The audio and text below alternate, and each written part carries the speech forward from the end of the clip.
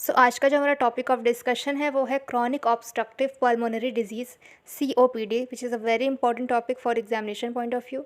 ये जो टॉपिक है वो एग्जामिनेशन में बहुत ही इंपॉर्टेंट रखता है। लाइक इसके जो क्वेश्चंस होते हैं वो 10 to 15 के मार्क्स के अंदर पूछे ही जाते हैं in general medicine as well as in pathology. So एक तरह का रेस्पायरेटरी डिजीज़ है जो कि क्रॉनिक है। इसके नेम से क्लियर है कि ये क्रॉनिक है। तो चलिए अब आगे पढ़ते हैं इसकी डेफिनेशन को कि like is what is COPD। COPD का जो फुल फॉर्म है वो है chronic obstructive pulmonary disease. Chronic name से क्लियर है कि ये जो डिज़ीज़ है वो क्रॉनिक कंडीशन में है। लाइक क्रॉनिक कंडीशन का ये मतलब है कि कोई भी डिज़ीज़ अगर मेडिसिन में हम पढ़ते हैं तो क्रॉनिक का मतलब होता है कि कोई भी डिज़ीज़ जो 6 मंथ से ज़्यादा पेशेंट के अंदर परसिस्ट करता है उसको हम कहते हैं क्रॉनिक डिजीज़। और एक्यूट डिजीज़ वो जो होती हैं जो 1 हफ्ते या 2 हफ्ते तक पर्सन में परसिस्ट करती हैं। तो ये जो COPD जो है वो एक तरह का क्रॉनिक डिजीज़ है। COPD is a chronic inflammatory lung disease that causes obstruction in airflow from lungs। Means कहीं ना कहीं ऑब्स्ट्रक्शन कॉज करता है क्योंकि लंग्स में जो होता है वो इन्फ्लामेशन डेवलप हो जाता है। उसकी वजह से जो लंग्स में जो एयर फ्लो है वो प्रॉपर तरीके से मेंटेन नहीं हो पाता है। ऑक्सीजन और CO2 का एक्सचेंज प्रॉपर तरीके से नहीं हो पाता है। So it causes air flow obstruction. Then COPD is a group of disease that includes chronic bronchitis and emphysema। Means COPD के अंदर 2 डिजीज़ आते हैं जिसको कहते हैं chronic bronchitis and emphysema. COPD के अंदर 2 टाइप के डिजीज़ आते हैं जिसको हम कहते हैं क्रॉनिक ब्रोंकाइटिस एंड एम्फाइसीमा। अब पढ़ लेते हैं इसके एटियोलॉजी को, मीन्स इसके कॉज के बारे में। So what is the causes of COPD। सो सबसे पहला जो कॉज है वो है सिगरेट स्मोकिंग।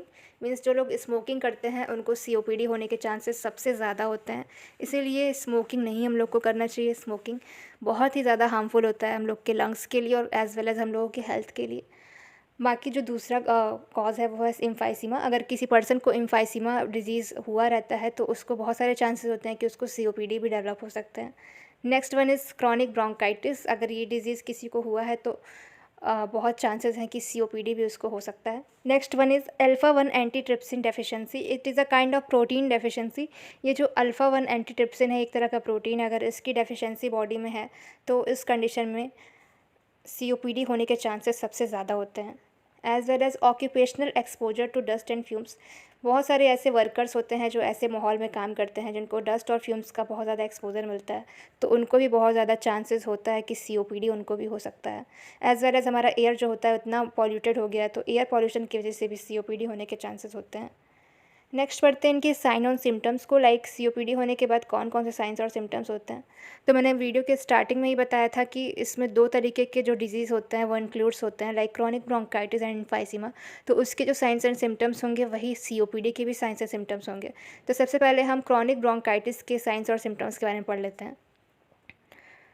क्रॉनिक कफ, लाइक जो कफ है वो क्रॉनिक मीन्स लंबे समय तक खांसी आती है पर्सन को। खांसी के साथ साथ म्यूकस का भी प्रोडक्शन होता है। शॉर्टनेस ऑफ ब्रेथ होता है, सांस फूलती है। चेस्ट टाइटनेस देखने को मिलता है, चेस्ट में बहुत पेन होता है, टाइटनेस होती है। एम्फाइसीमा के जो साइंस एंड सिम्टम्स है like shortness of breath. Chronic cough वही सारे साइंस एंड सिम्टम है।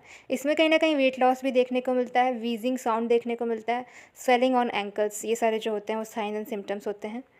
नेक्स्ट वन इज़ डायग्नोसिस, कि हम इस डिसीज़ को कैसे डायग्नोस कर सकते हैं। तो सबसे पहले पेशेंट की मेडिकल हिस्ट्री लेते हैं हम लोग। मेडिकल हिस्ट्री में family history, genetic history, environmental history लेते हैं। उसका फिजिकल एग्जामिनेशन करते हैं, उसका ब्लड टेस्ट कराते हैं, जितने भी ब्लड टेस्ट होते हैं ESR CRP ये सब हम टेस्ट करवाते हैं। स्पूटम एग्जामिनेशन करते हैं, इसमें स्पूटम कल्चर वगैरह कराते हैं, चेस्ट एक्सरे कराते हैं। ये सारे जो होते हैं वो डायग्नोस्टिक टूल होते हैं जिसकी वजह से हम COPD को फाइंड आउट कर सकते हैं। Next one is treatment and management, मतलब इस डिसीज़ को हम किस तरीके से मैनेज कर सकते हैं। तो सबसे पहले तो इसका जो मेन कॉज था वो था स्मोकिंग। तो स्मोकिंग सीजेशन सबसे बड़ा इसका मैनेजमेंट है कि पर्सन को हम ये एडवाइस करें कि वो स्मोकिंग को छोड़ दे, स्मोकिंग करना छोड़ दे। लाइफस्टाइल चेंजेस करे, अपने लाइफस्टाइल में ऐसे चेंजेस लाए जिस वजह से उसका जो लंग्स है, जो बॉडी है वो काफ़ी हेल्दी रहे। लाइक उसको योगा करने को एडवाइस कर सकते हैं, उसको एक्सरसाइज करने को एडवाइस कर सकते हैं। Next one is bronchodilator. Medical management में हम पर्सन को ब्रोंको डायलेटर देते हैं, कॉर्टिकोस्टेरॉइड देते हैं, ऑक्सीजन थेरेपी देते हैं।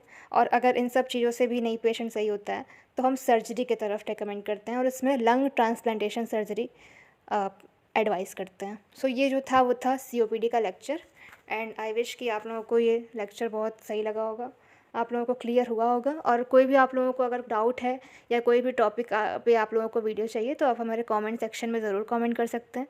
तब तक के लिए bye, and thank you for watching my video.